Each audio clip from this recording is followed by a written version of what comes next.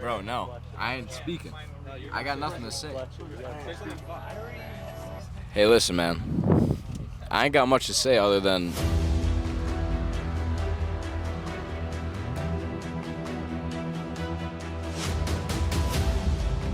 I see guys that are hungry.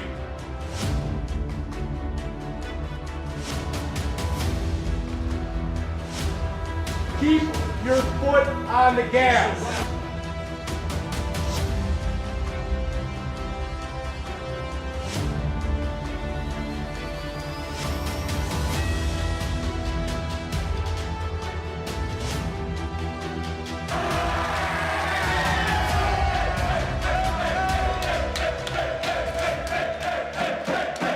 want to get 13 dubs in a row.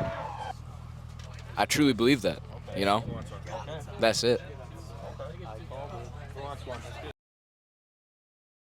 Coach, congratulations on another successful regular season, a really outstanding season, 8-1 overall, 7-0 in conference, and that has earned you the 2 seed. And I'm sure that a lot of you and the rest of the boys were hoping for the 1 seed. But tell us about your playoff, what you want out of this playoff experience this year.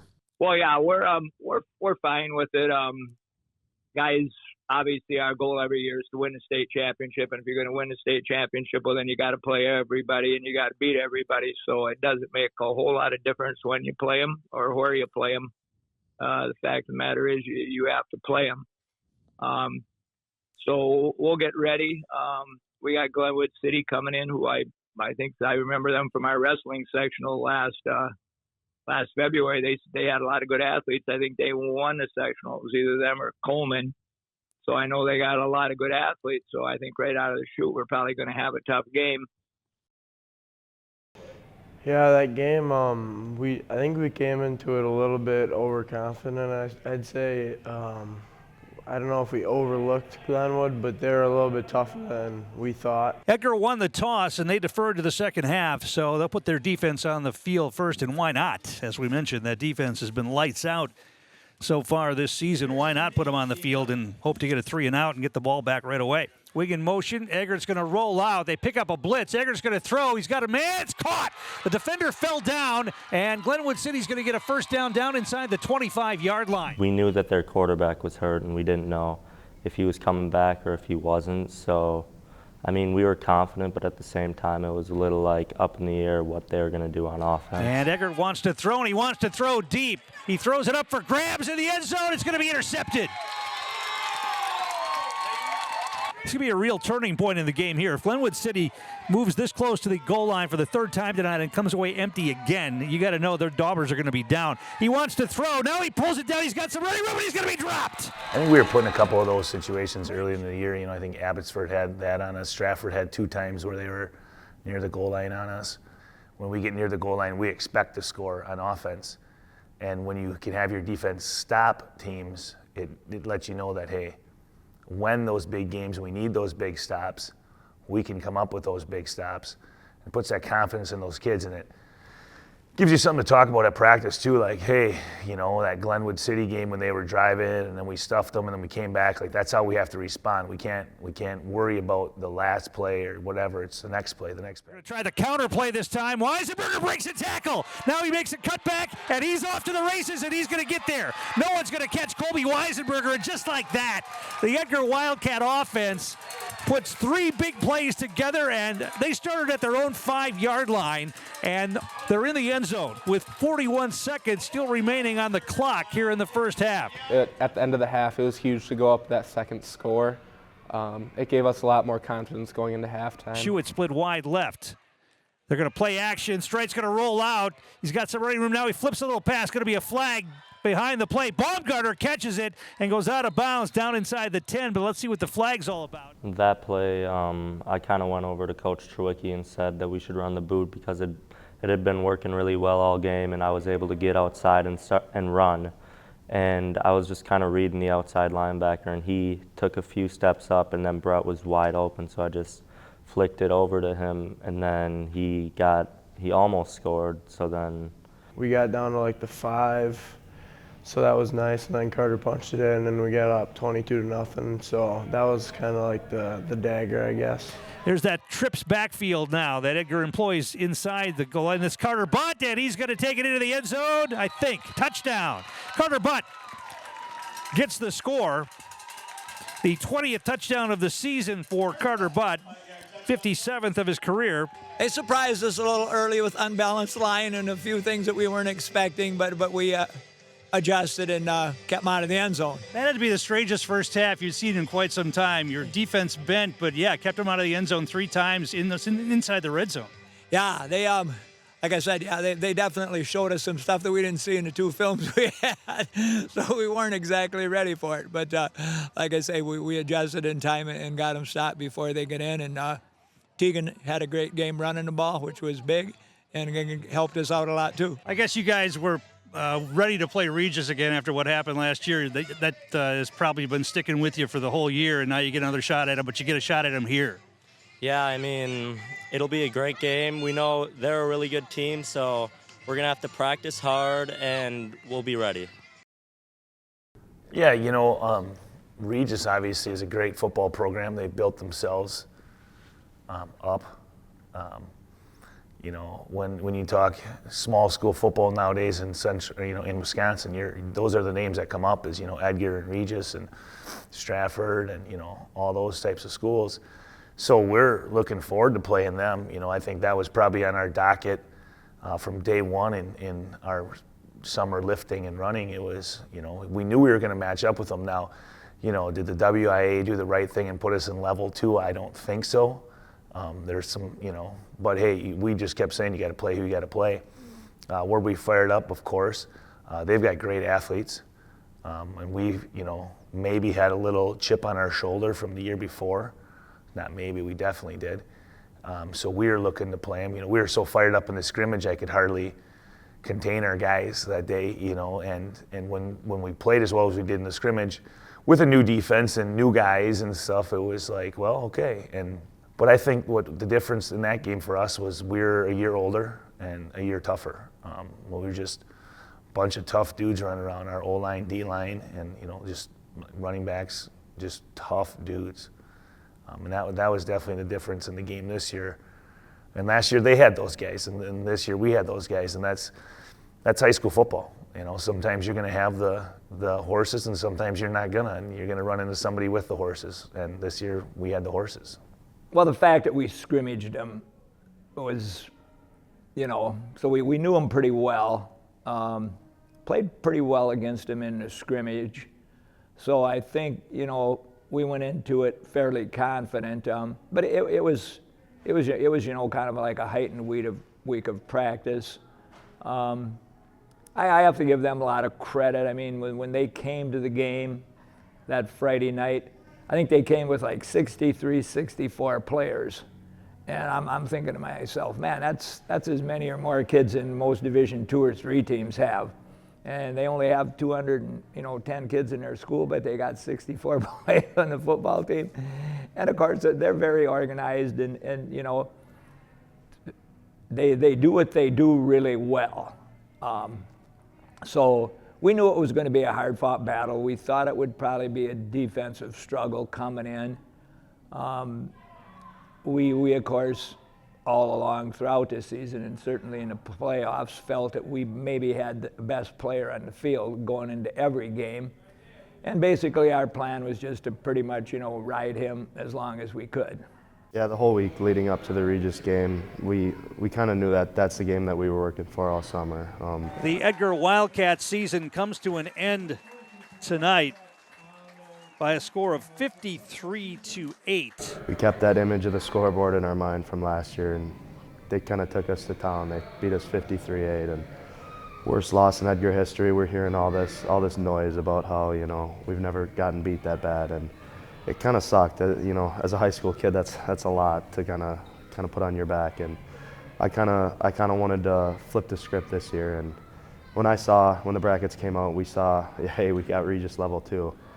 I was pretty hyped. I was geeked, but obviously that thought still lingers in your head about last year they kind of took us to town. So Yeah, it was the week leading up. We kind of struggled level one, especially defensively. We gave up too many yards to Glenwood City, and we knew Regis was going to have a better offense, and the defenses were probably going to be even better. And yeah, I mean, all you got to say is Regis, and the guys are fired up. It's Regis week. We're fired up, and so we're putting in this game plan, and we think we got a pretty good, scheme to beat their tight double wing offense. And this summer we went down to Columbus and talked to their head coach about their 34 defense that they ran, and they won state. They beat Catholic Memorial, who's got multiple Power 5 huge prospects. And so we talked to him, and he's kind of explaining how he would play his defense against a team like that. And so, the week leading up, we're doing pretty much exactly what the guy said in the summer, and we're running through it in practice. We're repping through it, and we're like, okay, this is gonna work. This is gonna work. Yeah, I think that week the level of intensity at practice was the highest it's ever been for us this year. So we brought a lot of intensity throughout that week, and we all had revenge on our minds. But the coaches, they like to say that it was just another game, but to us it wasn't, because we remembered last year, and we went into that game with a chip on our shoulder, and I think that game helped kind of carry through the rest of the playoffs, because we knew coming in that Regis was definitely one of the best teams in the state, and playing them in the second round was going to be a challenge. So coming away with that one was big. There hasn't been many games where I've been nervous for, especially my senior year, football-wise. My junior year, I was nervous. There's a lot of games I was nervous for. The Colby game, Auburndale, even Spring Valley, level 2 last year, and then the Regis game, obviously. But this year, I kind of wanted to use the power of my mind to understand that we're a great team, and we got nothing to be nervous about. When we had that streak of nine shutouts, we're like, we are a really good team. Not many teams in state history have ever done something like that, and we didn't really want to get in our heads like that the whole year. But yeah, there's obviously doubts that come in through the team. Myself, no, I've been confident all year. There was a lot of nerves, but there was a lot of excitement too. We knew they'd be good. We knew they had a lot of speed, so we knew we couldn't let them have any big plays, because that was mainly their offense, or big plays. And we looked at a lot of film. We watched a lot of film that week, and we looked at a lot of Mondovi and games that had close games, and we just looked at that defense, and then we'd rep that defense in practice. And yeah, we were all really excited for that game. They were a team that we were looking forward to playing since the day we lost. We knew we were going to come back. We knew they were going to be one of the teams standing in our way of a gold ball. And that one loss last year made us so motivated to come back this year, and we didn't care how we did it or what it took. We knew that we had to beat them, because we were just pissed off from last year. And yeah, offensively, I think we were just going to try to be more physical than them. The last year, the year prior, we just kind of got our butts whooped, and we didn't want that to happen again, especially on our own field. And that was a big part of the game too, having them come over instead of going down to Regis or to Eau Claire. And it was big. It was big, definitely having our crowd behind us and cheering for us. And on the first drive, we stuffed them for, I think they had 3 plays for 2 yards maybe total. And, the defense was working, and we were confident after that. In the offensive drive, we got down to a 4th and short. I took a power out of the T formation and ran over their safety, and then got another 30 yards. So that was big, and I think just from that moment, that's when we kind of knew, okay, we kind of got this game. We gotta keep doing what we're doing, but we got the momentum for sure. We got to keep the momentum, and then it just kind of went from there. They're going to hand it off. Carter Butt, first down, breaking through, breaks a tackle. He's going down inside the 30 before he's wrapped up. Carter Butt, we talked about the chunk plays, and there's one right there. Full house backfield again, straight under center. Butt straight up the middle, touchdown. This was a different year, and it's not the same as it was last year. We were able to put a big drive together, and most of it was out of the T formation, where we just kind of pounded it right down. T formation, we got me at quarterback, then we have the 5 linemen, then 2 tight ends, 1 on each side. Then we have Carter at like fullback position, and then to the right of him was Colby, and to the left of him was Jace. So then we just had 3 backs lined up next to each other. So it was pretty packed in, and we just kind of ran the ball right up the middle. I don't believe we got the 2-point conversion, if I remember right. I think it was just 6. So, 6 is almost like nothing. It's a little better than that 0-0, but 6-0 is very, very nervous yet. If we'd have got 8, I certainly would have felt better. And they're going to pitch it and try a massive rush to the left side, and big defensive play right there.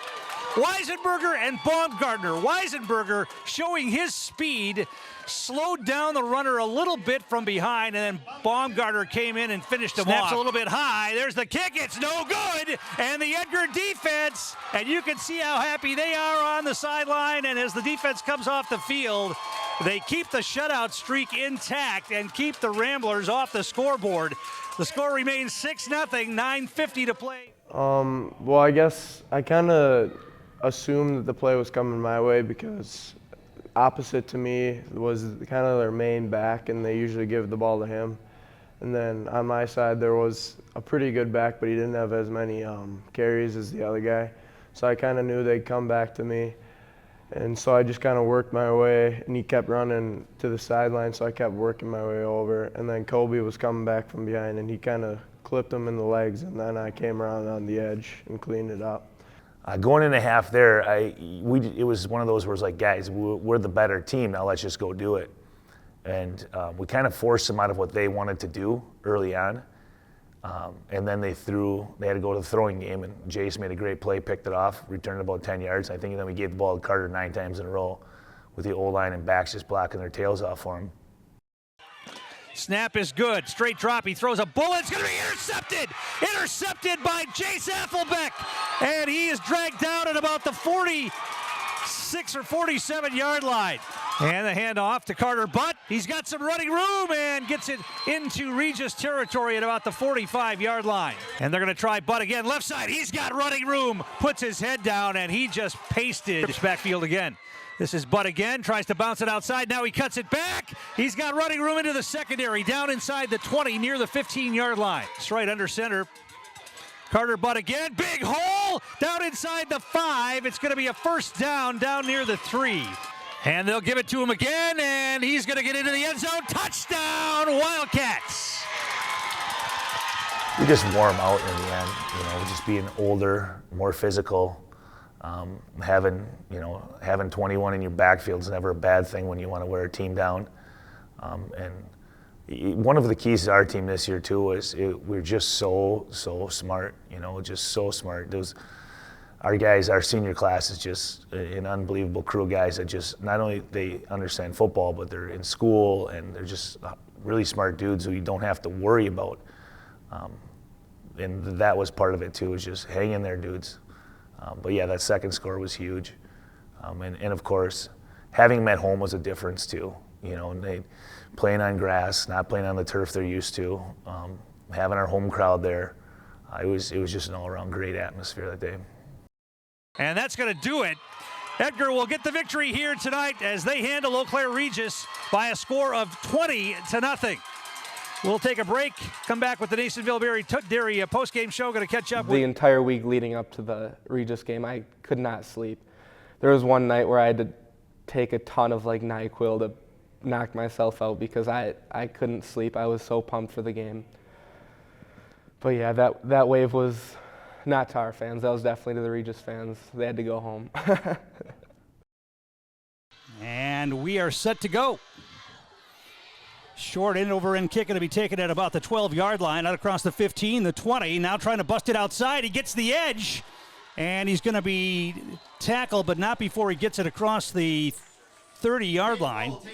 Well, the thing about Boydsville is like I was talking about, having horses and stuff. They got dudes. They 26, 10, 4, 17. I don't think we played another team this year that had the guys that they had at the positions they had. Not only that, their offensive line was really good. They were senior laden. You know, when I started the season off, I tend to look and see like who's got what, who's coming back, who played who. Well, those guys played Regis better than we did last year. That was my thing. It's like, man, these guys were in the game, and I remember watching that game on film. Like, Boyceville was probably better than us the year before, and they brought pretty much everybody back and moved some guys to some really good positions. I mean, kudos to their coaching staff. They had guys in the right position. Sometimes you'll play teams and you're like, man, if this guy was playing here, they'd be really good. No, they had every guy in the correct position, which is, you know, playing a sophomore quarterback, and I'd watched them through the whole year. So we knew they were going to be good. You know, I was just surprised maybe a little bit on that they were able to kind of come back and not give up. But they were senior laden team. Well, we knew they were good. We knew they had a lot of threats. They had a lot of a good quarterback, a young quarterback, good running back, a really good wide receiver. So we knew they had a lot of guys that they could go to and they could get them big plays. I knew they were good. I was a little bit nervous going into that game because I thought they were similar to us. They had a lot of talent, a lot of guys all over the field. Yeah, they had a lot of threats, and you know, we're looking at the stats, and their QB's got 21 touchdowns to only like 2 picks, and we're like, okay, this guy can kind of sling it. He's a sophomore, but he can sling it. And then their running back Olsen, number 4, he was good. He had almost as many yards as me going into that game. We're like, okay, they can run it. And then you see their fullback, the guy lead blocking for number 4, 26. He's like 6'3", 230. He's also a sophomore, and he's big, and you can tell he's tough. The way he plays, he's tough. And then the receiver, who's a track stud. I remember watching him at state track. Jumper, he could jump out of the gym. And so we're like, okay, they definitely got the athletes. We got the athletes, but now we're kind of seeing like there's another team that is kind of comparable to us, which we haven't really seen athletically to that point. And they're going to hand it off to Butt again. He breaks free, cuts back into the end zone, touchdown. Just like that, Carter Butt trips backfield again. This is Butt again, straight ahead, and puts his head down into the end zone, touchdown. Carter Butt with another touchdown run from 3 yards out. And the Wildcats extend their advantage, taking advantage of the safety and getting the ball back and march it down the field, and it's 14-0. So personally, I was confident. I'm like, yeah, we have 9 straight. Might as well make it 10, go into the double digits. But I did have that thought, like, yeah, these guys are athletic, and the big plays, they could happen at any moment. So I was prepared. How are we going to respond after, you know, a big play? But I didn't think they were going to score because it hadn't happened for 9 games to that point. So I was just kind of confident going in that, okay, I don't think they're going to score, but if they do, that we'll be ready to respond and bounce back offensively. Yeah, but then we got up 16-0. Jace had a big punt block and got a safety. And then we had a lot of momentum going into that, and then they scored on us a big play. And that was like the first time in 9 games we had gotten scored on, so we were just kind of like. And they're going to try that counter play again to Olsen. He cuts it back, breaks a tackle. Now he's going to get outside. He's going to get to the end zone. 1 man to beat, touchdown, and there goes the shutout streak.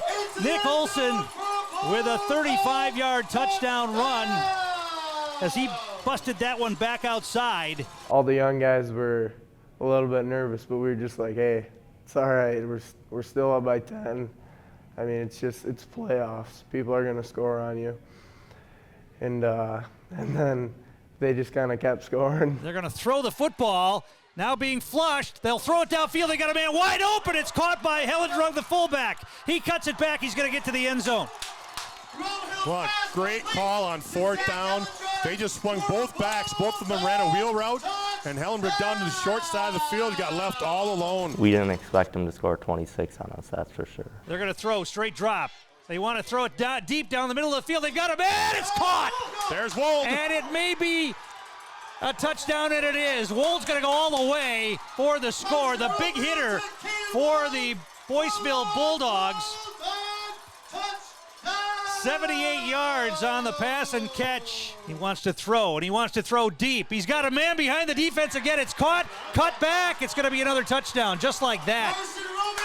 The Boyceville offense is taking this Edgar defense up.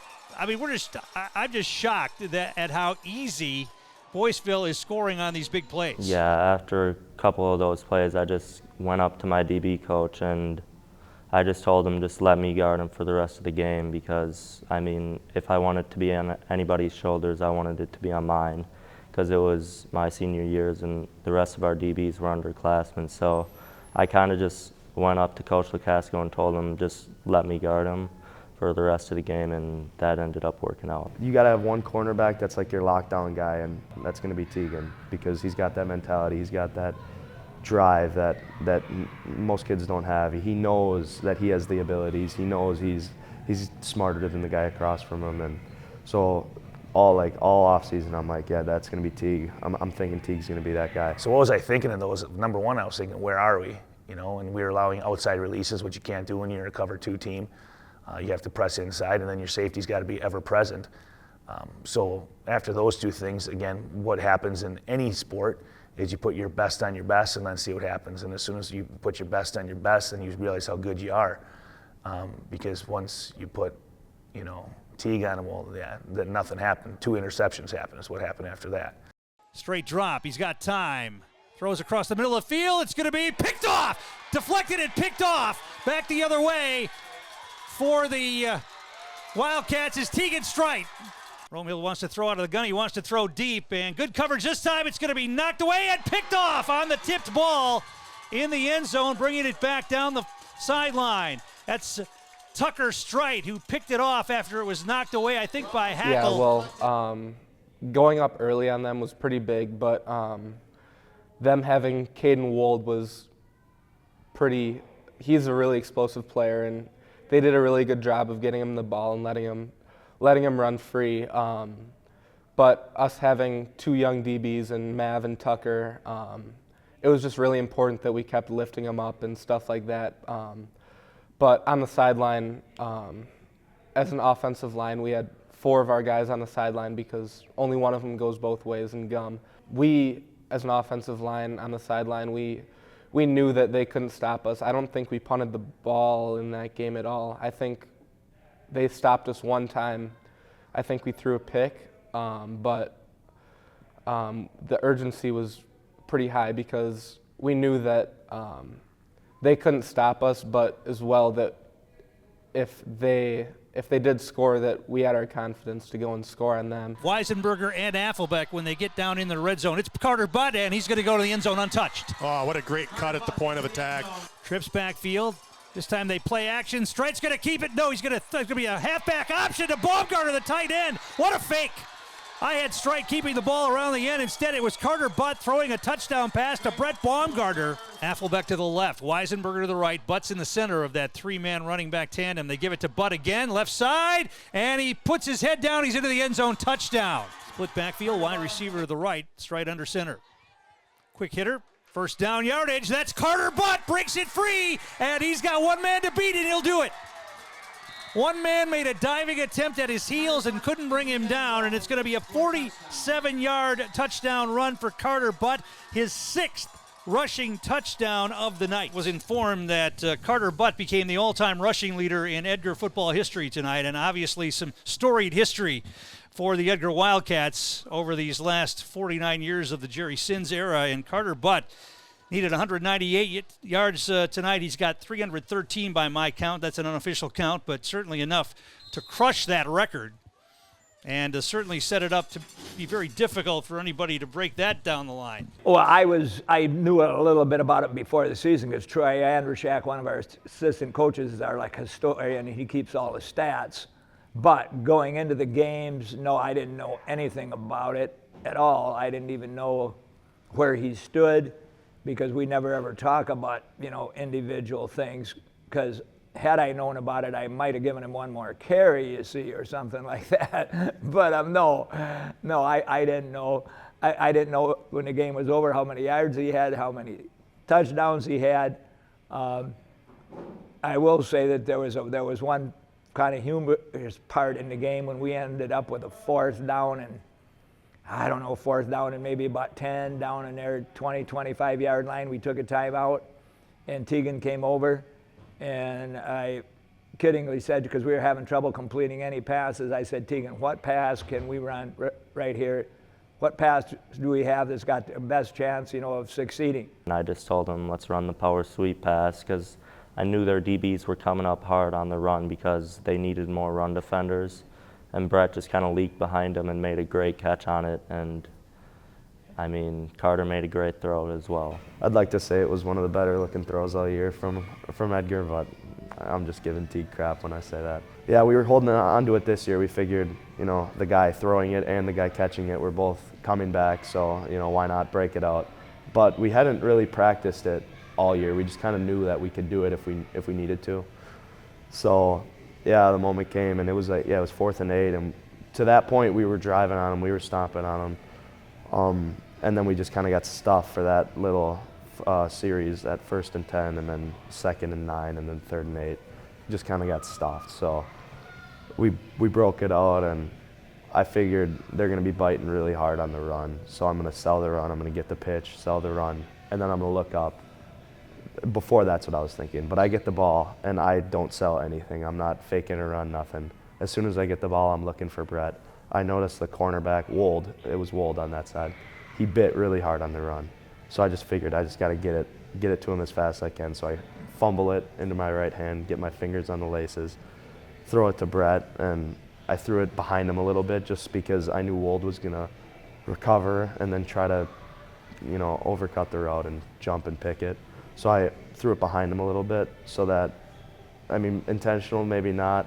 But yeah, Brett went up, grabbed it, and Wold hit him but fell straight on the ground, and then he reached for the goal line and he got it. And that was just a big play for momentum because it put us up by 3 touchdowns, I think. And I don't think Boyceville got within 2 scores of us, when we got going. So having that play in our back pocket was huge because teams aren't expecting that, especially when you're just punching it down the middle for 15 plays in a row, and then you pitch it and then throw it. Yeah, no teams are expecting that, and having that in your back pocket, it was huge. And then just kind of executing the play, that was big too. We were just running the ball to Carter and running it, and the defense had kind of hooked onto that, and they're just like, okay, just got to stop 21. So then I kind of leaked out. There wasn't anybody on me.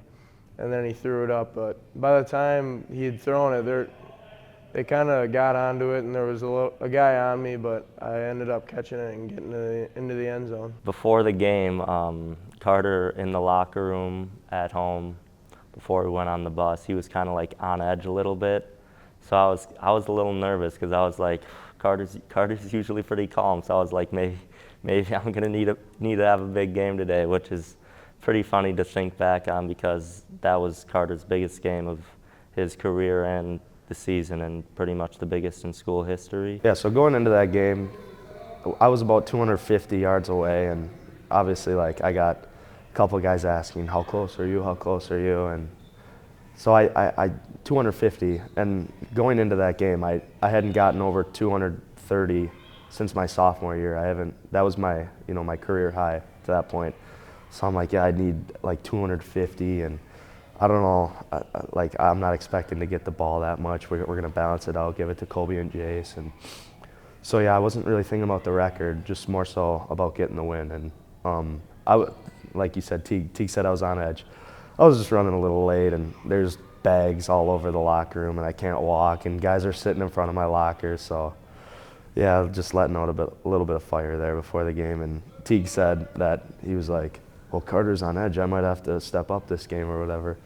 So, yeah, he told me that after the game, and I just thought it was funny. But I wasn't really thinking about any sort of records that game because 250 yards I would have needed or something around there, which would have been a career game high for me.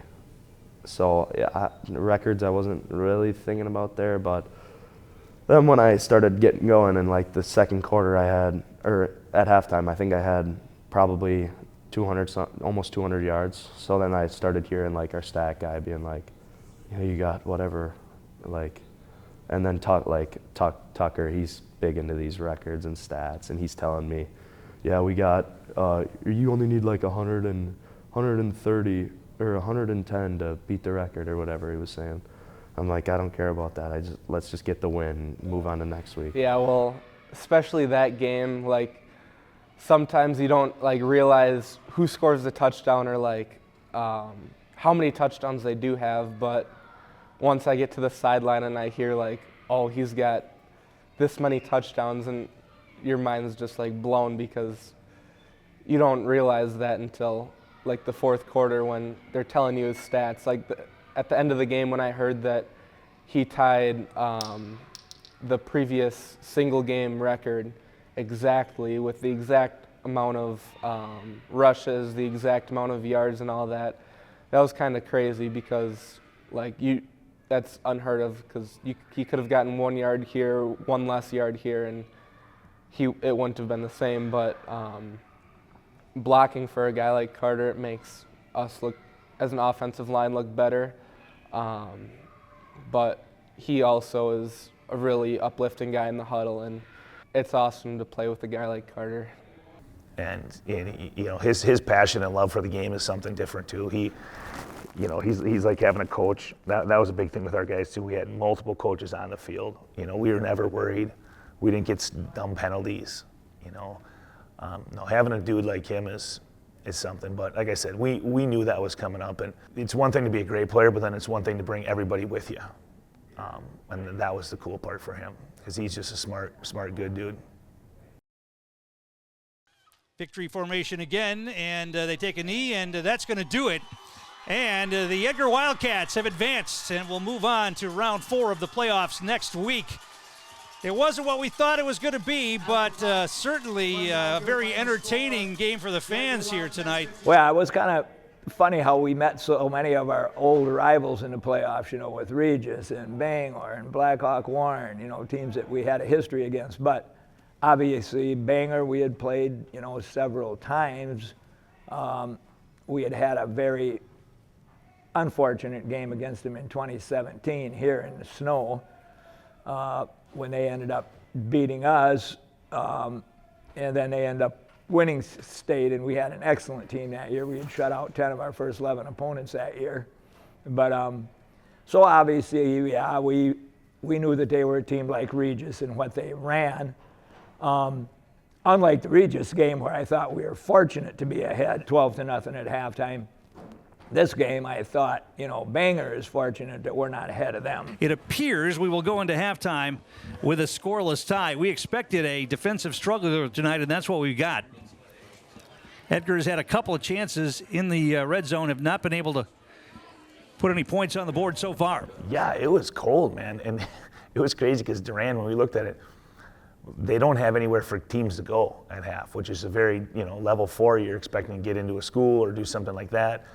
And, you know, we're taking our shoes off again on the bus. Well, we got to the bus, took our cleats off, got on the bus, and we were all just like, we were kind of ticked off at ourselves because we had chances to get in the end zone and we didn't. We were all kind of just pissed off because we knew that we should have at least 15 to 16 points. We just had to culminate there because we knew that we had shot ourselves in the foot way too many times in that first half, and that if we just kind of played our game, that we would be able to come out on top in that second half. Yeah, it's one of those, you know, one of my things I always tell teams that I coach or do, you can't be afraid to go win the game.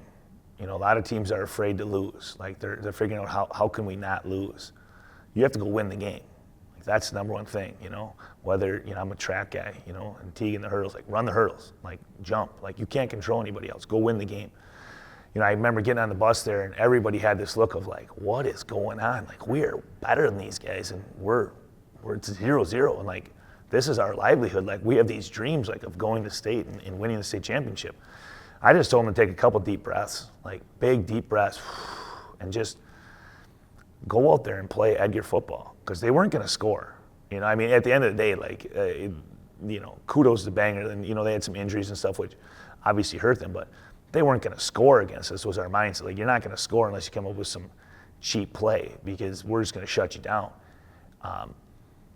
But that was an interesting thing looking at that scoreboard, seeing 0-0 at half when you know you've outplayed them.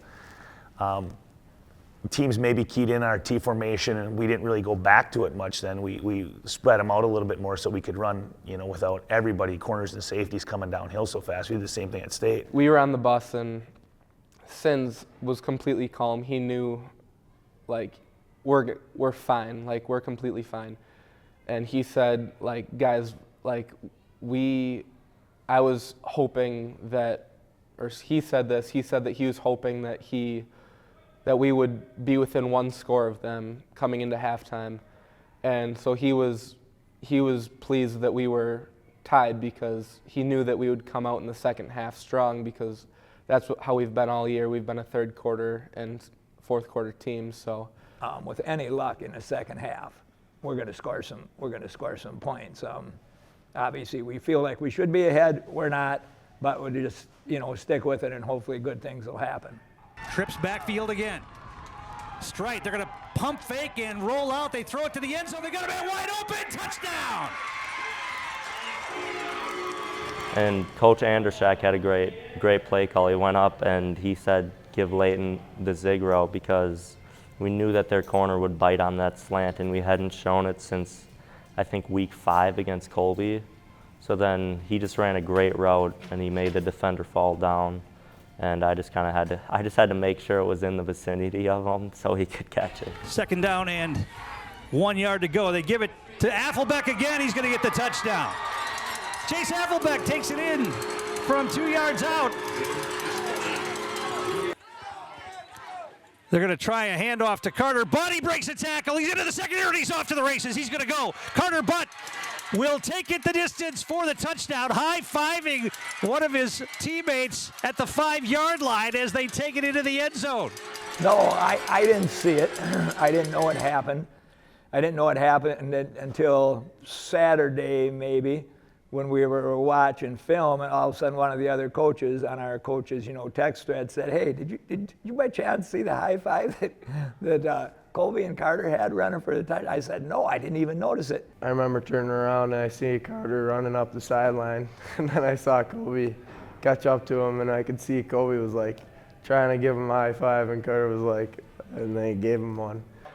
No, I actually didn't see the high five, so I saw it on film after, and I almost peed myself laughing. It was hilarious to me because Carter was talking about it. He was like, I'm running, and he sees Colby put up his hand at like the 15 or something like that, and he's like, I can't get taunting or whatever they're gonna call or unsportsmanlike, and they get to the 5, and Carter's like, screw it, and so he high fives him, and hearing Carter talk about his story of that is pretty funny. Sure enough, I'm running down the sideline, and there's Colby untouched, making me look slow, just like outrunning me, whatever. I gave him crap for that. I'm like, really, you couldn't have slowed down. But you could tell, like you watch on film, he's jogging, he's half, whatting it, and he's still, outrunning me, and that's Colby. He's just one of the quickest guys, on the field at every time. And just sharing that high five, because we've been through a lot, us too. We've had our disagreements, obviously, and that's all right. A lot of friendships do, but we figured this is our last year. Let's finish it strong. Let's bury the hatchet and all that. And one of the key things we always tell our kids, guys, you got to have fun. If you're not having fun, well, then what are you putting all this work in for? So it was just a fun moment where, Coach Strait always emphasizes these 6-point blocks, where you run down toward the end zone with the guy. And of course, so that was typical of one of them. I think both of them knew at that stage that now this game's over. We're going up 20-0, and there's only, or whatever it was, 3 minutes left in the game.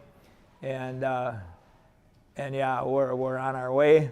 So yeah, I was kind of happy with it. We laughed about it when we watched it with the team. That well, it's good to see you guys are having fun. Just little moments like that, whether it's practice or lifting or film or even on the field, where you can just stop and have fun for a moment. For any level, like youth, middle school, high school football, it's fun at the end of the day, and that's what it should be. And that was a fun moment. It was just such a high of emotions at that point because we knew at that point that we were going to state.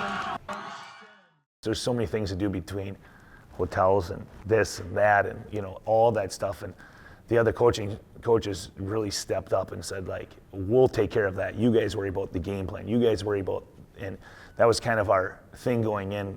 And you always have to reflect on, like, when you don't win games, you have to reflect back. And that was one of the big things for us. It was like, we need to do less, and, you know, other coaches need to do more, and then we'll be able to focus on the actual game in hand as opposed to what hotel are we staying at? I don't know what hotel we're staying at. I don't care what hotel we're staying at. That was my motto this year's. You know, a lot of people, well, what are you guys doing free? I don't have a clue what we're doing. Like, I don't want to know. I want to know how to beat Blackhawk Warren.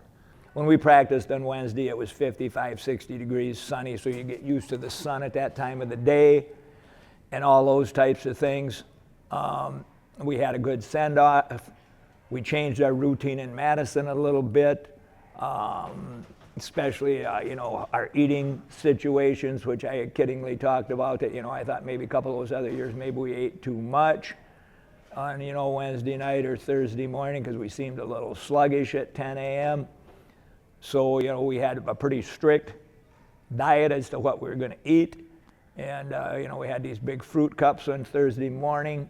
And then kids had a little bit maybe of eggs or whatever. But, yeah, it was. So we changed that. We also taped at the hotel because back in 2019, they wouldn't let us into the stadium until 8:30. Well, then by the time we got to our locker room, it was 8:45. Now we got to try to tape and then have our meetings, and everything was rushed and hurried, and we were completely out of sequence.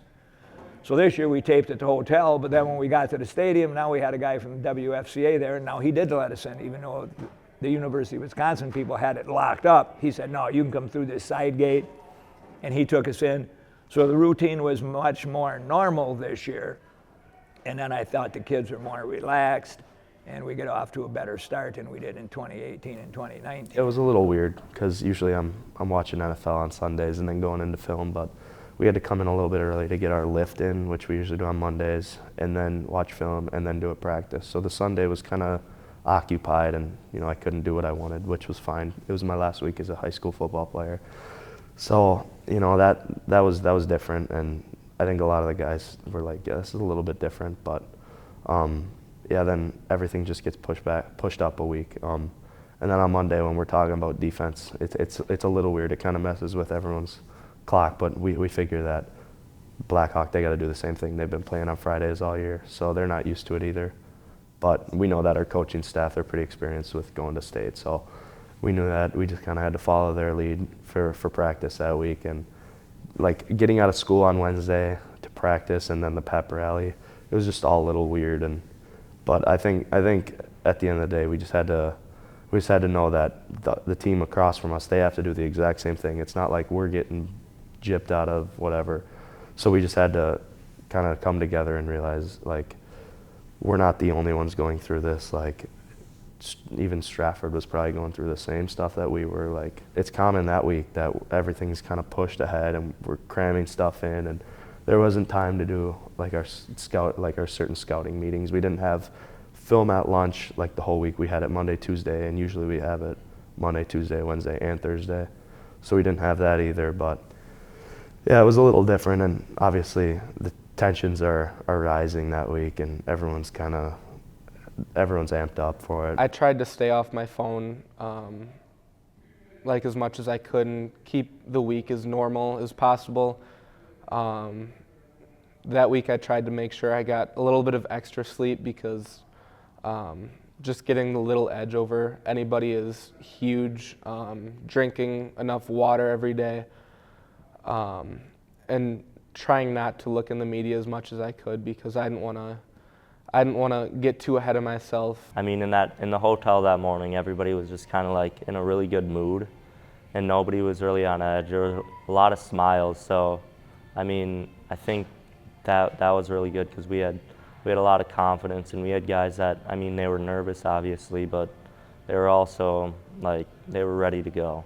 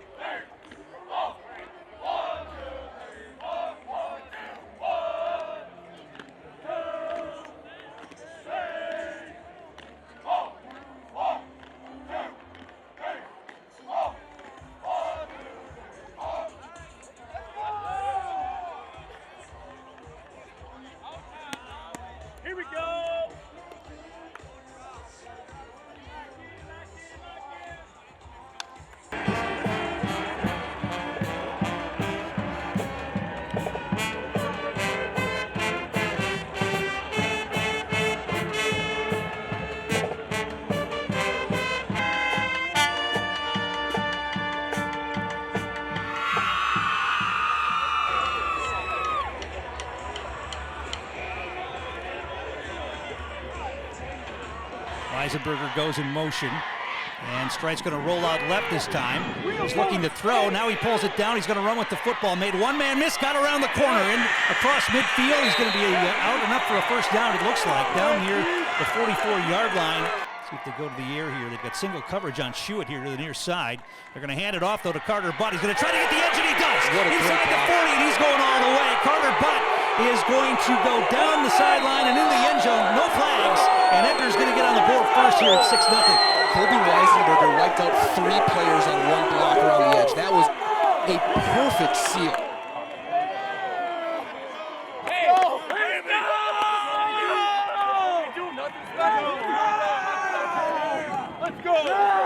Hasselbeck and Butt in the backfield. They give it play action to Hasselbeck this time. Strite is going to pull it down. He's going to run with the football, gets it outside the numbers, and then gets knocked down, but not until he gets first down yardage near the 10.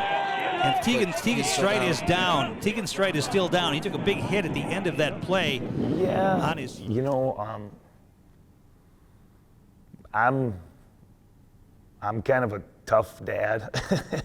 You know, I'm not a guy that's ever going to be like, you're hurt. Oh, it's like, you know, I kind of went out there and I'm like, lay down, relax, take a deep breath. You're just fine. Like I saw what happened, you know. And again, the dude's just, you know, he's kind of a squirrely kind of guy who's, you know, you watch him in a basketball game once, he looks like Gumby out there, you know. I just, you know, told him to relax. He'd been having some back issues. You know, he's had back and hip issues all through school. We've taken him to chiropractors and other guys. And so, you know, when it was a back hip issue, I just told him to lay down, relax. You know, the trainers came over and I said, it's my kid. He's, you know, he's going to be all right. I don't know that I had any choice words, but it was more of like, you know, you're going back in the game. I don't care what happens today. This is what you've worked for, and, you know, we've worked for forever. Of course, his mother in the stands was just about, you know, having heart palpitations and dying because, you know, he's down. And not only that, but the extra dynamic of the other son coming in. And I have full confidence in Tucker. He knows more about football than most people in this world could ever think of thinking. So him to come in and to hand the ball off or do stuff is fine. You know, we're not much of a passing team, obviously. But the calm, cool collectiveness, leadership that he brings to the huddle, Tegan, was something that I kind of told him, like, hey, we don't need you to do a lot, but you got to be out there to be the guy in the huddle. Yeah, so I got hit and like my back just sent this shock down my legs, and I tried to get up, but my body wasn't going up. So then I just had to I just laid there for a little, and I was telling myself like, okay, all I have to do is just get up and start walking around, and I'll be good to go. Because I mean, it was my last game, and I wasn't missing that unless I was paralyzed or something. When Teague runs, he doesn't want to slide. He's not one of those guys, but at a certain point, you got to realize that those guys are out for blood. And just falling for it, and Tegan coming right back in, he's good to go.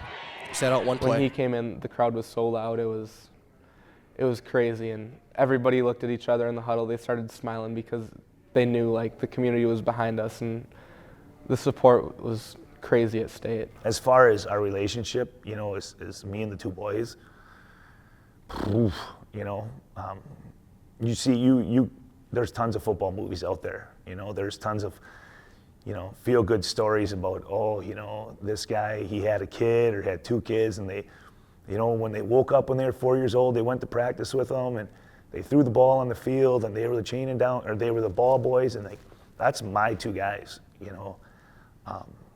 Yeah, when I look back at all of the years that we've been coming to practice, I mean, those guys have done everything since they were 4 or 5 years old. You know, I got pictures of them at state championship games when they're that age. I got, you know, it's one of those stories where, you know, it's not that it's movie-esque, but, you know, you raise 2 sons that are close together that, you know, love the sport and get to be around it all the time. We've dedicated every second that we have to the program.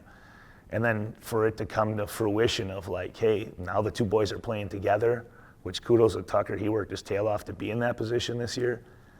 Yeah, it's something you can't really, you can write about it, but you just really dream about it. But for it to actually happen is something, because those two guys have spent more time in this school than you can fathom. And they can tell you stories about football and being disciplined because of it, and, you know, having to run extra drills and things like that, and probably a couple, you know, jackings by their dad or Coach Sins to put the balls away or whatever it might be. But it breeds their passion for it.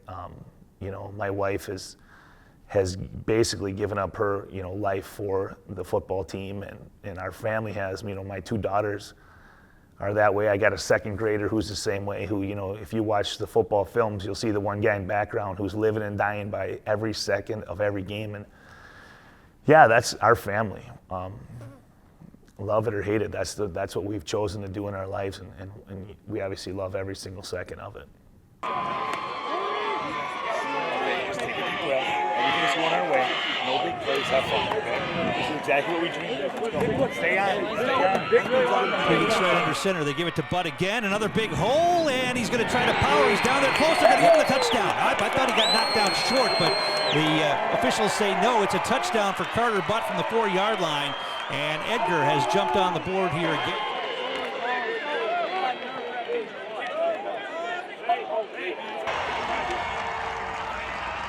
They're going to hand it off inside. Now the quarterback keeps it. He wants to throw. He's got a man wide open. It's a touchdown.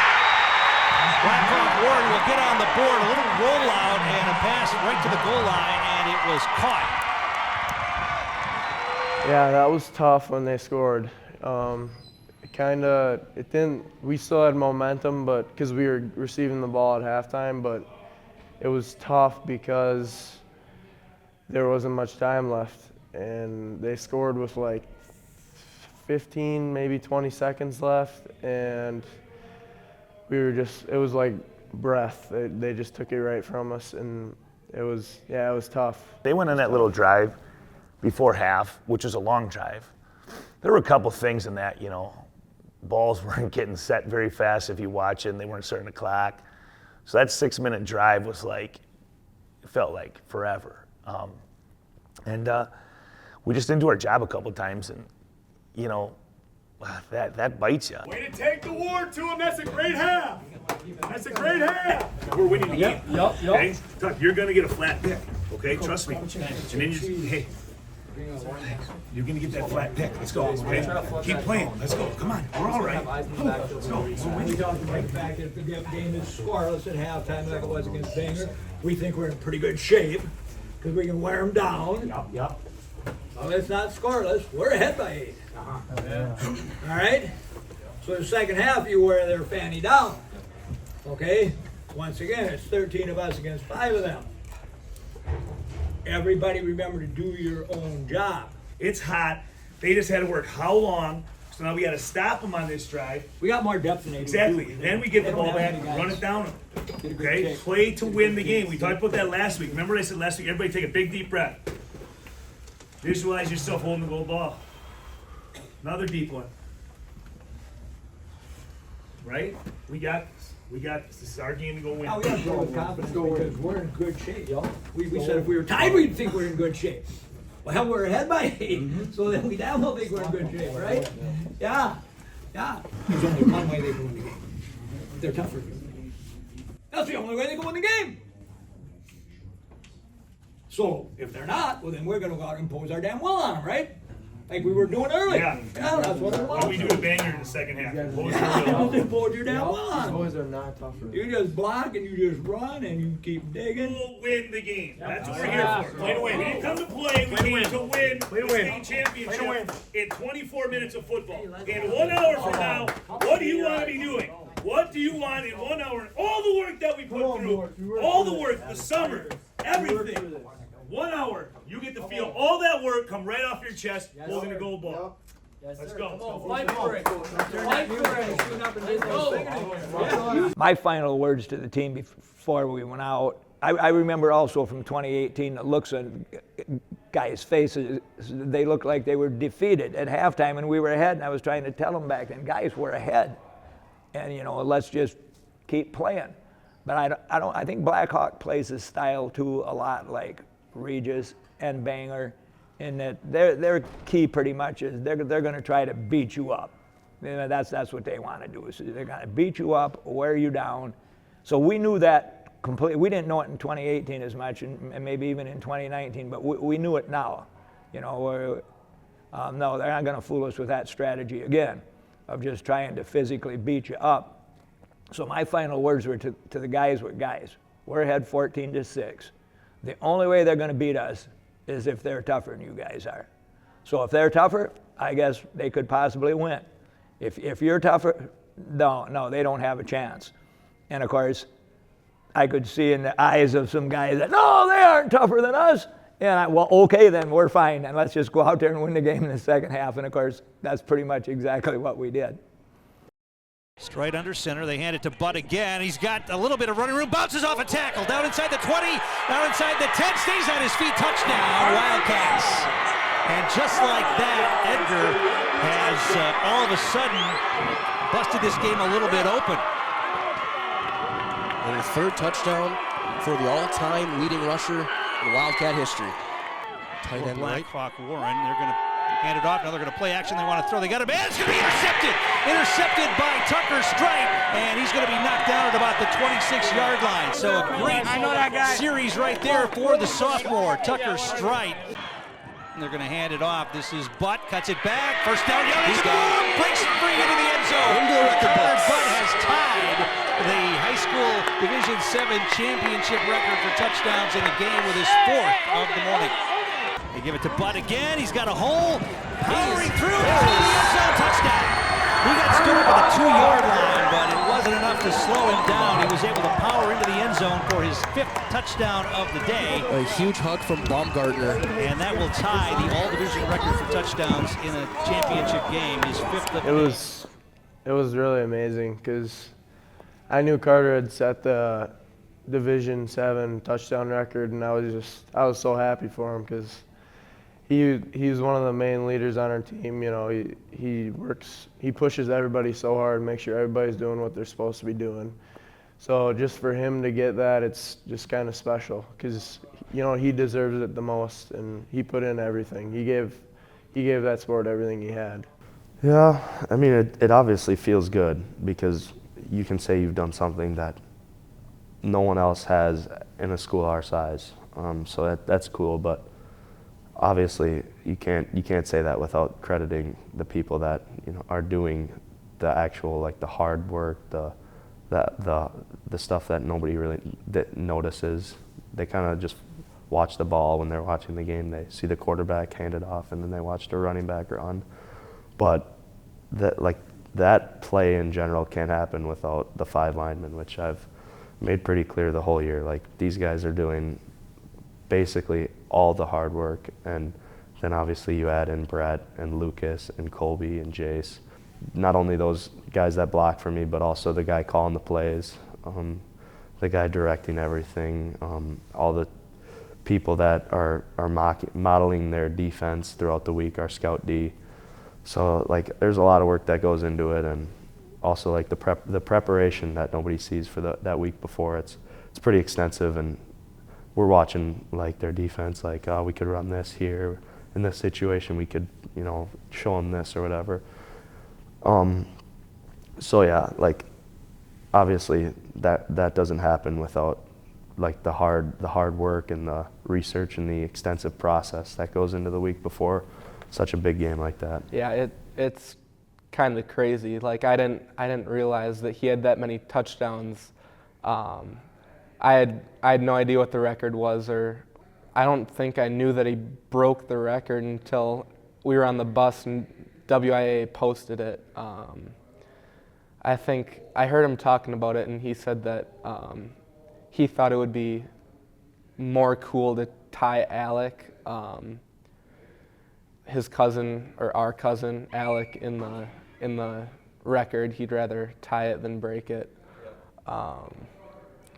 But yeah, it was pretty cool. I'm pretty proud of our line and him and the other running backs as well. Yeah, it's amazing to me that I'm that stupid that I didn't realize that they might be trying this again. But I noticed things seemed a little strange because Coach Trewicki, he was out in front of me, kind of like, you know, and I'm like, well, get out of my way so I can see what's going on in the field. And he was kind of like he was trying to corner me in, but it didn't click in my head that, Oh yeah, and then there was a couple other guys kind of doing the same thing. Well, then when the first bucket hit me, it was obviously like a shot, but then the second one completely soaked me.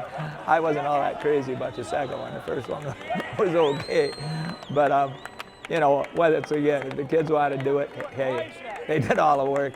I can stand being wet for a couple hours.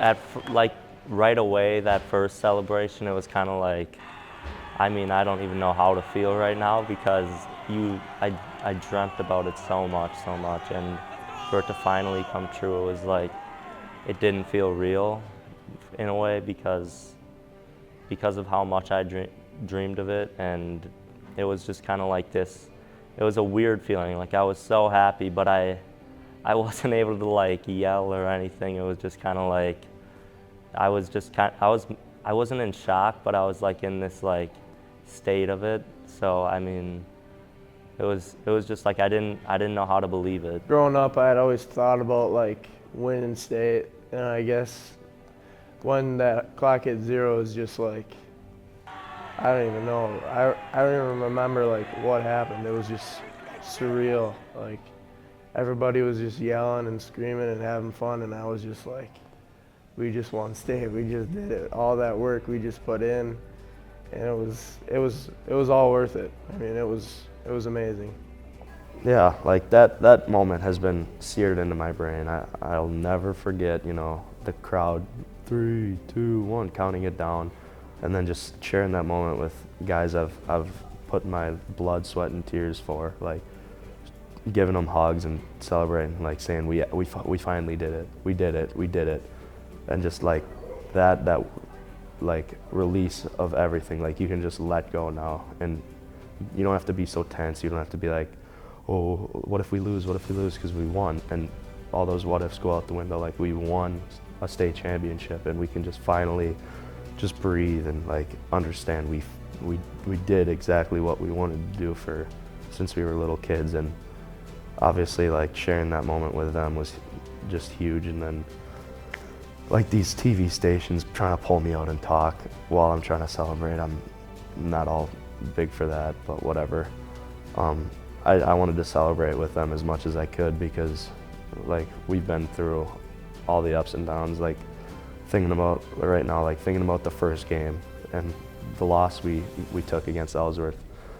Looking from that game and the improvements we've made as not only football players, but you know, young men and just people in our community from that game to the state game, and just being able to say that we grew a lot from week 1 to week 14. It was a great moment to share with those guys, and then with the fans after, my family, and then you know, people that I've played with my sophomore, freshman, junior year. They came out to watch, and I'm celebrating with them, and they're living vicariously through us because they never got to, like my freshman year, that senior class was loaded, and they would have won a state championship, no doubt in my mind, had they gotten the chance. But obviously that was the COVID year, so they didn't get the chance. And then my sophomore and junior year, those guys were like best buddies of mine. Maddie was the quarterback my sophomore year, and then I got a bunch of other guys that I still keep in touch with about, you know, football and just life in general, and they're there at the game. So just seeing all those people that came to support for us, that we play for, it meant a lot. And that's when all the emotions came out, like just seeing those people and reminiscing about all the memories we had throughout the 4 years and how they're finally over. It was just wild to think about. Like at that moment, I was like, it's funny. Coach Stride, he always tells the story about when he won state as a senior. He was like, all right, who do we play next? Like, who do we got next?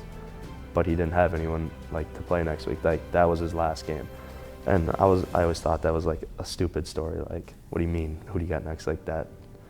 Like, how do you think that? And then I sit in the locker room with the guys, and I'm like, who do we have next? Like, this can't be it. There's no way that's it. Like, and then just like the bus ride, just singing with the guys and celebrating and kind of just letting loose. It was great, and I was so happy. A lot of emotions: happy, sad, excited, proud, just everything that you could imagine.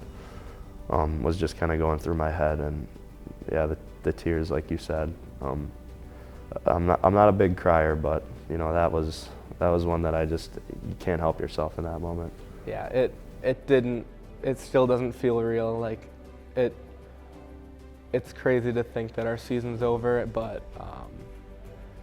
it's when the clock hit 0. I heard our student section was counting down, and I don't even know. It was unreal. Brett hit the ground. He was on his knees, hands and knees. I don't know. I turned around and looked at our fans, and I don't know. It was crazy because it doesn't seem like that long ago that we got a gold ball, but the fan support was unreal. And I think the most like eye-opening part of the state game was like how loud the fans get and how supportive everybody is of you. And you don't really realize it until you get there and see everybody on that one side of the stands cheering you on. It was one of those things that you think a lot about, especially as a coach. You just think about those moments. You know, I've been with this class of kids. I mean, I've been with these guys since they were, I can remember playing basketball when they were in kindergarten, first grade, all the way through, always playing with them, taking them to the weight room. You know, I've got some pictures from when they were in 6th, 7th grade, whatever it was. And for that to finally just happen, you know, was just the best thing ever. Because, like I said, you know, as a coach, it's one thing, and then as a parent / dad to some of these other guys, you know, having them as just like kids that you've been around for so long. I mean, I'm gonna miss them so much next year. You know, all those dudes are just guys that I've been around forever, and I know their parents really well. I've been with their, you know, hang out with their parents. For it to come like that, it was just awesome, and to do it with my kids, my nephews, kids that, you know, have been very close to me, and then Coach Sins and me. You know, I was reading something yesterday. My son brought up the 2010 booklet, and from state, and I was the only guy still on the staff with Jerry at that time. You know, and then we won one in 16 on a beautiful day, and I just love the fact that all those other guys got a chance to do it. The coaches, you know, and then these players. I won one when I was a senior, state championship. It's just something you're never gonna forget. You know, it's just one of those feelings where it's like, we did it. And I think that feeling of just like, we actually did it. You know, like, whew. I think for a lot of guys, there was a big like, oh. And maybe for some of us, like, well, we didn't screw it up. You know, like we knew we had the guys, and well, we did it, you know. We had a lot of good messages from old coaches too, congratulating us, you know, telling us how great our guys were playing. Yeah, it's just one of those things you can't replicate. And you look at the pictures, I was looking at, I'm doing some stuff for Christmas for some people, and those pictures, just smiles. You know, there's a lot of things that go on in people's lives these days that aren't happy things. You know, you go back, like you talked a little bit, like, you know, you think about COVID and all the negative things, and then you turn on the news and it's all negative. And then you look at all these pictures and everyone's smiling. You know, it's just one of those things where you smile thinking about it. And that's what we need more of. You know, we need to like embrace those small moments of smiling and laughing and enjoying each other and truly realizing what a whole group of people put their mind to, and it happened. Yeah, they were a special group of guys. Obviously, they're a close-knit group of guys. With Coach Streit's son Tegan being a senior, and of course Carter living, you know, right next to me, and you know, Brett's dad being a guy that I've known for years, and Colby's dad, you know, playing here, a guy I've known for years, and Harrison's dad, a guy I've known for years, and you know, so all those kind of things. I had most of them in CCD as sophomores at church, and of course they were very well behaved in there, and all the other teachers are wondering how come these guys are so well behaved, and I said, well, because they know we have football practice tomorrow, and they don't want to do any extra work in practice. So that was all part of it. But the Streit, the Gravine, but you know, that family is a very special family to Edgar. You know, Charlie Lummer, the grandpa of all those guys, you know, coming to all those games. He's a guy that I've known for years and years and years because I lived in Quay Avenue where he did too. Well, now I moved over to West Street, but there's a whole bunch of them that live right in the area. Butts only live like a half a block away, and LaCascos are right there, and Hafermans are right there. And we also had Alec and Caleb coaching, who are 2 first cousins. So that was a very special thing for our neighborhood, for our team, for our community. And so I was really happy for them that they got a chance to enjoy that and together. They're a bunch of great guys. You know, I'm hoping a few of them decide to try football in college a little bit. Some of them they're kind of happy or satisfied with the way things have gone thus far, and therefore they don't know for sure if they will. But you know, they're good enough that they can play if they want to. The tough question is, do you want to work that hard? You know, and of course, I hope they learn that lesson. And if you work really hard, good things will happen. And if you don't work so hard, well, then you know you may not be quite so successful. So that's a lesson that, of course, I hope they learned. And once again, have fun, guys. If you don't enjoy it, then you know, you probably want to do something different.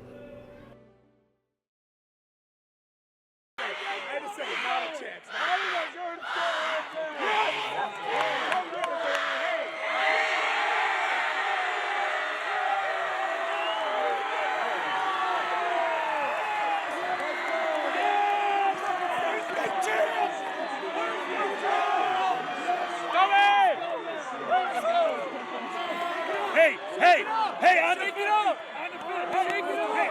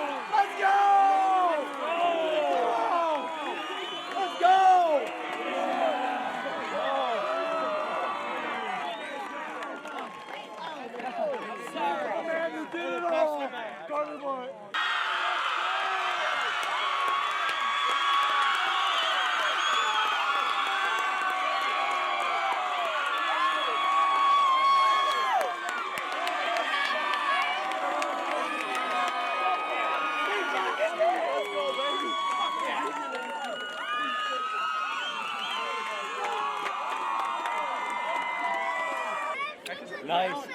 Let's go. I want to kiss it. Nice. Snap you. Nice. That's mine. Get out of here. Guys, hold up. For a team shot. Go in the corner for a team shot. Teamwork makes the dream work. You know, it's pretty sexy looking guy.